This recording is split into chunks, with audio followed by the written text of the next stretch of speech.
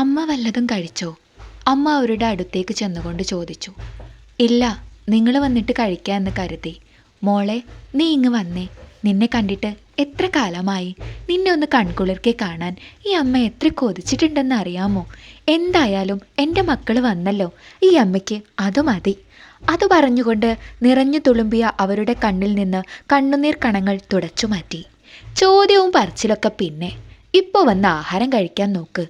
എന്നിട്ട് ഒന്ന് പോയി എല്ലാവരും ഫ്രഷ് ആയിക്കോളൂ. അതും പറഞ്ഞുകൊണ്ട് ബാലൻ റൂമിലേക്ക് വന്നു. സുമയെ ബാലൻ വീൽ ചെയറിലിരുത്തി ശേഷം അവരെ ഉന്തിക്കൊണ്ട് ഹാളിലേക്ക് നടന്നു. കൂടെ അമ്മുവും ഉണ്ണിയും ഉണ്ടായിരുന്നു. ഞാൻ ചായ എടുത്തു വയ്ക്കാം. അതും പറഞ്ഞുകൊണ്ട് അമ്മു അടുക്കളയിലേക്ക് നടന്നു. പോകുന്ന വഴിയിൽ അവൾ അപ്പു കിടക്കുന്നത് കണ്ടു. അവൾ അറിയാതെ അവളുടെ കണ്ണുകൾ നിറഞ്ഞു. അവൾ അവിടെ നിന്ന് പൊട്ടിക്കരഞ്ഞുപോയി. അപ്പോഴേക്കും ഉണ്ണി അവളെ പിന്തുണയ്ക്കാനായി അവിടേക്ക് എത്തിയിരുന്നു. എന്താടോ ഇത്? താൻ കരയല്ലേ, എല്ലാം ശരിയാവും ഒരിക്കൽ. അതും പറഞ്ഞുകൊണ്ട് ഉണ്ണി അവളെ സമാധാനിപ്പിച്ചു. അവൻ്റെ നെഞ്ചിൽ അവൾ പതിയെ കിടന്നു. എന്തെന്നില്ലാത്തൊരാശ്വാസം അവൾക്ക് തോന്നി. അവൾ അടുക്കളയിലേക്ക് നടന്നു. എല്ലാവർക്കുമുള്ള ചായയുമായി ഹാളിലേക്ക് പോയി. അവളെ സഹായിക്കാൻ ഉണ്ണിയും ഒപ്പം ഉണ്ടായിരുന്നു. എല്ലാവർക്കും ക്ലാസ്സിലേക്ക് അവൾ ചായ പകർന്നു കൊടുത്തു. വിശേഷങ്ങളെല്ലാം പറഞ്ഞ് അവരെല്ലാം ചായ കുടിച്ചു. ചായ കുടിയെല്ലാം കഴിഞ്ഞതിന് ശേഷം ഉണ്ണിയും അമ്മുവും ഒന്ന് ഫ്രഷ് ആവാൻ അവരുടെ റൂമിലേക്ക് പോയി. കുളിയെല്ലാം കഴിഞ്ഞു വന്ന ഉണ്ണി കാണുന്നത് ചിന്താവിഷ്ടയായി നിൽക്കുന്ന അമ്മുവിനെയാണ്. അവൻ അമ്മുവിൻ്റെ അടുത്തേക്ക് നടന്നു ചെന്നു.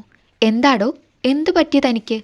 ഉണ്ണി അവളെ നോക്കി ചോദിച്ചതും പൊട്ടിക്കരഞ്ഞുകൊണ്ട് അവൾ അവൻ്റെ നെഞ്ചിലേക്ക് അമർന്നു. എന്താടോ, താൻ ഇങ്ങനെ കൊച്ചുകുട്ടികളെപ്പോലെ? എന്തു പറ്റി തനിക്ക്? അവളുടെ മുഖം ഉയർത്തിക്കൊണ്ട് അവൻ ചോദിച്ചു. എനിക്കിവിടെ നിൽക്കാൻ കഴിയുന്നില്ല. അപ്പുവേട്ടനെ കാണുന്ന ഓരോ നിമിഷവും എനിക്കെൻ്റെ ജീവൻ നഷ്ടപ്പെടുന്നത് പോലെ തോന്നുന്നു. അതും പറഞ്ഞ് അവൾ മുഖം പൊത്തി കരഞ്ഞു. താൻ പറയുന്നത് എനിക്ക് മനസ്സിലാവും. പക്ഷേ അമ്മയെ ഈ അവസ്ഥയിൽ ഇവിടെ ഒറ്റയ്ക്കാക്കി പോകാൻ എനിക്ക് മനസ്സ് വരുന്നില്ല അമ്മു. താനൊന്ന് ക്ഷമിക്ക്. എല്ലാത്തിനും വഴിയുണ്ട്. നമുക്ക് എത്രയും പെട്ടെന്ന് ഇവിടെ നിന്നും മടങ്ങാം. അതാവുമ്പോൾ പഴയ ഓർമ്മകൾ തന്നെ വേട്ടയാടില്ലല്ലോ. എനിക്കും അത് സഹിക്കാനാവില്ല. അതും പറഞ്ഞുകൊണ്ട് ഉണ്ണി അവളെ നെഞ്ചോട് ചേർത്ത് പിടിച്ചു. ഇതെല്ലാം പുറത്തുനിന്ന് ബാലൻ കേൾക്കുന്നുണ്ടായിരുന്നു. എല്ലാവർക്കും അപ്പോൾ ഒരു ഭാരമായി തുടങ്ങിയെന്ന് അയാൾക്ക് മനസ്സിലായി. കൂടുതലൊന്നും കേൾക്കാൻ നിൽക്കാതെ അയാൾ തിരിഞ്ഞു നടന്നു. സമയം സന്ധ്യയോട് അടുത്തു. വിളക്കെല്ലാം കത്തിച്ച് അമ്മു ഉമ്മറത്ത് നിൽക്കുമ്പോൾ സുമയും അങ്ങോട്ടേക്ക് വന്നു. അവളുടെ നെറ്റിയിൽ ചുവന്നു കിടക്കുന്ന സിന്ദൂരത്തിൻ്റെ കട്ടിപ്പിൽ അവൾക്ക് ഉണ്ണിയോടുള്ള സ്നേഹം വ്യക്തമായിരുന്നു. അവൾ ഉണ്ണിയെ സ്നേഹിച്ചു തുടങ്ങിയിരിക്കുന്നെന്ന് സുമയ്ക്കും മനസ്സിലായി. എങ്ങനെ ഉണ്ടായിരുന്നു മോളെ എക്സാം? അവർ അമ്മുവിനോട് ചോദിച്ചു. നന്നായിരുന്നു. ഇനി PG ഒക്കെ ചെയ്യണട്ടോ. ശരി അമ്മ. അവൻ എത്ര ദിവസം ലീവ് എടുത്തിട്ടുണ്ട്? ഒരാഴ്ചയാണെന്ന് തോന്നുന്നു. നീ ഇപ്പോൾ ഓക്കെ അല്ലേ മോളെ? അതെ എന്നവൾ തലയാട്ടി. അമ്മയ്ക്ക് മരുന്ന് കുടിക്കാനായില്ലേ? ഞാൻ മരുന്നെടുത്തിട്ട് വരാം. അതും പറഞ്ഞ് അവൾ അകത്തേക്ക് നടന്ന് അവർക്കുള്ള മരുന്നും ഒരു ഗ്ലാസ് വെള്ളവുമായി വന്നു. അവളത് അവർക്ക് കൊടുത്തു. അത് വാങ്ങി അവർ കുടിച്ചു. അന്ന് രാത്രി അവരെല്ലാവരും കൂടെ ഭക്ഷണം കഴിച്ചു. എല്ലാവരിലും സന്തോഷം നിറഞ്ഞു നിന്നിരുന്നു. അപ്പോഴും എല്ലാവരുടെയും ഇടയിൽ അപ്പു എന്ന ചോദ്യം ബാക്കി നിൽക്കുന്നുണ്ടായിരുന്നു. അന്ന് രാത്രി കിടക്കാൻ നേരം ബാലൻ സുമയെ നോക്കിക്കൊണ്ട് പറഞ്ഞു. നീയും ഞാനും ഇനി എത്ര കാലം ഉണ്ടാകുമെന്ന് എനിക്കറിയില്ല. ഉണ്ണിയും അമ്മുവും ഇപ്പോൾ സ്നേഹിക്കാൻ തുടങ്ങിയിട്ടുണ്ട്. എനിക്കറിയില്ല സുമേ, ഇനി എന്താ വേണ്ടതെന്ന്. എന്നിരുന്നാലും ഞാനൊരു കാര്യം തീരുമാനിച്ചിട്ടുണ്ട്. എനിക്കറിയാം എൻ്റെ തീരുമാനം തെറ്റാണെന്ന്. പക്ഷേ അതെല്ലാം ഒരു ശരിയാണെന്ന് നമുക്ക് മറുത്ത് ചിന്തിക്കാം. അതും പറഞ്ഞ് ബാലൻ കട്ടിലിൽ ചെന്ന് കിടന്നു. നിങ്ങൾ എന്തൊക്കെയായി പറയുന്നത്? എനിക്കൊന്നും മനസ്സിലാവുന്നില്ല. ബാലനെ നോക്കി സുമ പറഞ്ഞു. ഒരു വ്യക്തി എന്ന നിലയിൽ ഞാൻ ചെയ്യുന്നത് തെറ്റാണ്. പക്ഷേ ഒരച്ഛൻ എന്ന നിലയിൽ ഞാൻ ചെയ്യുന്നത് ശരിയുമാണ്. എത്ര നാൾ അപ്പു ഇങ്ങനെ കിടക്കും? നമുക്കായാലും മറ്റുള്ളവർക്കായാലും ഒരു പരിധിയില്ലേ അപ്പുവിൻ്റെ കാര്യത്തിൽ? ഞാനൊരു കാര്യം പറഞ്ഞാൽ നീ മറുത്തൊന്നും പറയരുത്. നാളെ അലക്സ് ഡോക്ടർ ഇങ്ങോട്ട് വരാൻ ഞാൻ പറഞ്ഞിട്ടുണ്ട്. അതെന്തേ? അവനിപ്പോൾ കുഴപ്പമൊന്നുമില്ലല്ലോ? സുമ ഒരു സംശയത്തോടെ നോക്കിക്കൊണ്ട് ചോദിച്ചു. അതെ, ഒരു കുഴപ്പമില്ല. പക്ഷേ അവൻ എത്ര നാൾ ഇങ്ങനെ വേദന സഹിച്ചു കിടക്കും? ഒരച്ഛൻ എന്ന നിലയിൽ എനിക്കത് കണ്ടു നിൽക്കാനാവുന്നില്ല സുമേ. അതുകൊണ്ട് നമുക്കവനെ ദയാവധത്തിന് കൊടുക്കാം. കൊല്ലം എത്രയായി അവൻ ഇങ്ങനെ കിടക്കുന്നു. ഇതിനൊരു അന്ത്യമില്ല. അവൻ ജീവിതത്തിലേക്ക് തിരിച്ചു വരുമെന്ന് എനിക്കോ നിനക്കോ ഒരു ഉറപ്പുമില്ല. പിന്നെ എന്തിൻ്റെ പേരിലാ അവനിങ്ങനെ വേദന അനുഭവിക്കാൻ വിടുന്നത്? അതുമാത്രമല്ല, അവനിവിടെ ഉള്ളിടത്തോളം കാലം അമ്മവും ഉണ്ണിക്കും അതൊരു നീറ്റൽ തന്നെയാണ്. അതുകൊണ്ട് ഞാൻ തീരുമാനിച്ചു അവന് എന്നേക്കുമായി ഒരു മോചനം കൊടുക്കാൻ. ഇക്കാര്യങ്ങളെല്ലാം പറയുമ്പോഴും അയാളുടെ ശബ്ദം ഇടറിയിരുന്നു. ബാലേട്ടാ, നിങ്ങൾ എന്തൊക്കെയായി പറയുന്നത്? അവനെ മരണത്തിന് വിട്ടുകൊടുക്കാനും? ഇല്ല, ഒരിക്കലുമില്ല. ഞാൻ ജീവിച്ചിരിക്കുന്നിടത്തോളം കാലം അതിന് ഞാൻ സമ്മതിക്കില്ല. അത്രയും പറഞ്ഞ് അവർ പൊട്ടിക്കരഞ്ഞു. നീ അമ്മയും ഞാൻ ഒരച്ഛനുമാണ്. നീ ഒന്ന് ചിന്തിച്ചു നോക്കിയേ. അവനൊരു മാറ്റവുമില്ലാതെ ചത്ത ശവം പോലെ ഇവിടെ ഇങ്ങനെ എല്ലാവർക്കും ഒരു ഭാരമായി തുടരുന്നതിനേക്കാൾ നല്ലതല്ലേ അവന് മരണത്തെ നമ്മൾ കൊടുക്കുന്നത്? ചിന്തിച്ചു നോക്ക്. അവൻ ഈ ലോകത്തിൽ കൊടുക്കാവുന്ന എല്ലാ ചികിത്സയും നമ്മൾ കൊടുത്തു കഴിഞ്ഞു. ഇനി ഒന്നും ബാക്കിയില്ല. ഒരു പക്ഷേ അവനും ആഗ്രഹിക്കുന്നുണ്ടാവും മരണത്തെ. അതും പറഞ്ഞ് സുമയുടെ കൈകൾ കൂട്ടിപ്പിടിച്ചുകൊണ്ട് അയാൾ പൊട്ടിക്കരഞ്ഞു. ഞാൻ അവൻ്റെ അച്ഛനല്ലേ? എനിക്കും അതിന് സാധിക്കുന്നില്ല.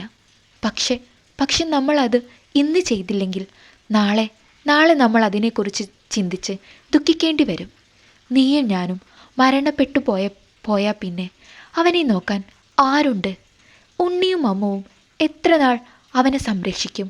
ഇനി സംരക്ഷിച്ചാൽ തന്നെ എത്ര നാൾ അവർക്കും ഒരു ബാധ്യതയായി അവൻ മാറില്ലേ?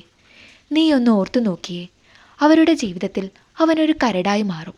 അതിലും ഭേദം നമ്മൾ ജീവിച്ചിരിക്കുമ്പോൾ തന്നെ അവന് മരണമെന്ന സമ്മാനം നൽകുന്നതാണ്.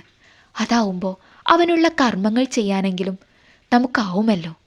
അതും പറഞ്ഞ് അയാൾ കണ്ണീരൊപ്പി. അല്പനേരം ചിന്തിച്ചപ്പോൾ ബാലൻ പറഞ്ഞത് തന്നെയാണ് ശരിയെന്ന് സുമയ്ക്കും തോന്നി. അവൾക്കതിൽ വല്ലാത്ത സങ്കടമുണ്ടെങ്കിലും ഒരു തരത്തിൽ ആലോചിച്ചാൽ തങ്ങൾ എടുക്കുന്നത് നല്ലൊരു തീരുമാനമാണെന്ന് സുമയ്ക്കും തോന്നി. ഏട്ടൻ പറഞ്ഞതുപോലെ ചെയ്യാം. ഇടറിയ ശബ്ദത്തോടെ ബാലനെ നോക്കി സുമ അത് പറയുമ്പോൾ അവളുടെ ഇരുമിഴികളിൽ നിന്നും കണ്ണുനീർ വാർന്നൊലിക്കുന്നുണ്ടായിരുന്നു. അതേസമയം ഉണ്ണിയും അമ്മുവും കട്ടിലിൽ നിദ്രയിലേക്ക് ആണ്ടുപോവാൻ കിടക്കുകയാണ്. പക്ഷേ അവർക്കതിനാവുന്നുണ്ടായിരുന്നില്ല. അതിന് കാരണം അപ്പുവിൻ്റെ സാന്നിധ്യമായിരുന്നു. എന്തോ അവൾ ഉണ്ണിയിൽ നിന്ന് അകന്നു കിടക്കുകയാണ്. ഉണ്ണിക്കാണെങ്കിൽ അത് സഹിക്കാനുമാകുന്നില്ല. അമ്മു, താൻ ഇങ്ങടുത്ത് വാ. അവളെ വിളിച്ചുവെങ്കിലും അവൾക്ക് യാതൊരു പ്രതികരണവും ഉണ്ടായിരുന്നില്ല. അവൻ അവളെ തന്നോട് അടുപ്പിക്കാൻ ശ്രമിച്ചെങ്കിലും അവൾ വരാൻ കൂട്ടാക്കിയില്ല.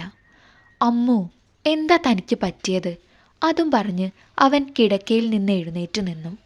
അവൻ പ്രതീക്ഷിക്കാതെ കിടക്കയിൽ നിന്ന് എഴുന്നേറ്റ് അവൾ അവൻ്റെ നെഞ്ചിലേക്ക് ഒരു കൊടുങ്കാറ്റ് പോലെ ആഞ്ഞു വീശി. അവളുടെ കണ്ണുനീർ അവൻ്റെ നെഞ്ചകം ആകെ നനവ് പടർത്തി.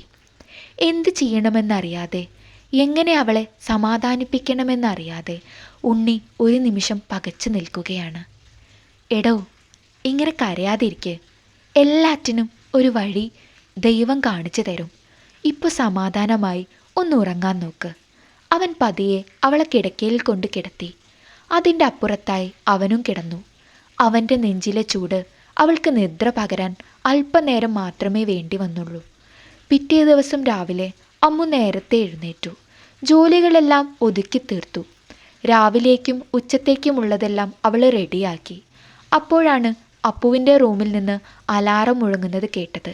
അവൾക്കറിയാം മരുന്ന് കൊടുക്കാനുള്ള അലാറമാണ് മുഴങ്ങുന്നതെന്ന്. അവൾ അങ്ങോട്ട് പോകാൻ നിന്നതും ബാലൻ അവിടേക്ക് പോകുന്നത് അവൾ കണ്ടു. അതുകൊണ്ട് അവൾ പിന്നീട് പോയില്ല. അമ്മുവിന് അപ്പുവിനെ കാണാൻ അവളുടെ ഹൃദയം വെമ്പുന്നുണ്ട്. പക്ഷേ ഉണ്ണിയേട്ടനെ ആലോചിക്കുമ്പോൾ അദ്ദേഹത്തെ വേദനിപ്പിക്കാനായിരുന്നില്ല അവൾക്ക്. അവളുടെ ദുഃഖത്തെ അവൾ അവളുടെ ഹൃദയത്തിൽ തറച്ചിട്ടു.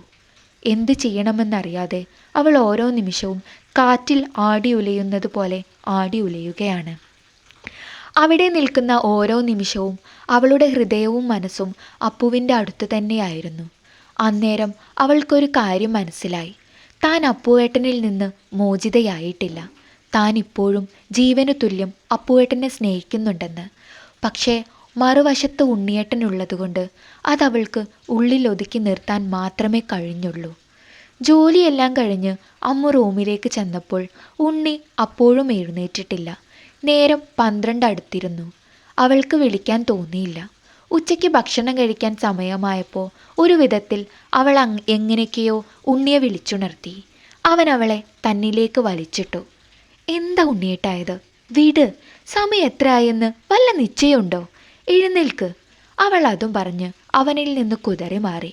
എൻ്റെ പെണ്ണെ, ഇത്രയും കാലം എനിക്ക് ഉറക്കം ശരിയായിട്ടുണ്ടായിരുന്നില്ല. ഇപ്പോഴാ ഒന്ന് മനസ്സറിഞ്ഞുറങ്ങാൻ സാധിക്കുന്നത്. നേരം എത്രയായെന്ന് വല്ല ബോധമുണ്ടോ ഉണ്ണേട്ടാ? എത്രയായി? 12 മണി കഴിഞ്ഞു. അച്ഛനും അമ്മയും നമ്മളെ ഭക്ഷണം കഴിക്കാൻ കാത്തിരിക്കുകയാണ്. ദാ വരുന്നു എന്നും പറഞ്ഞ് അവൻ ബാത്റൂമിൽ കയറി ഫ്രഷായി വന്നു. ശേഷം എല്ലാവരും ഒരുമിച്ചിരുന്ന് ഭക്ഷണം കഴിച്ചു. പതിവ് പോലെ അന്നത്തെ ദിവസവും കടന്നുപോയി. രാത്രി 1 മണിയോടടുത്ത സമയം. എല്ലാവരും നിദ്രയിലേക്ക് ആഴ്ന്നിറങ്ങിയിരുന്നു. അപ്പു പതിയെ കണ്ണുകൾ തുറന്നു. അവൻ്റെ കൈവിരലുകൾ പതിയെ ചലിക്കാൻ തുടങ്ങി. അവൻ്റെ കാലുകൾക്ക് സ്വാധീനം തിരിച്ചു കിട്ടിയതുപോലെ അവന് തോന്നി. അവൻ പതിയെ എഴുന്നേൽക്കാൻ ശ്രമിച്ചു. ആ ശ്രമം വിജയിക്കുകയും ചെയ്തു.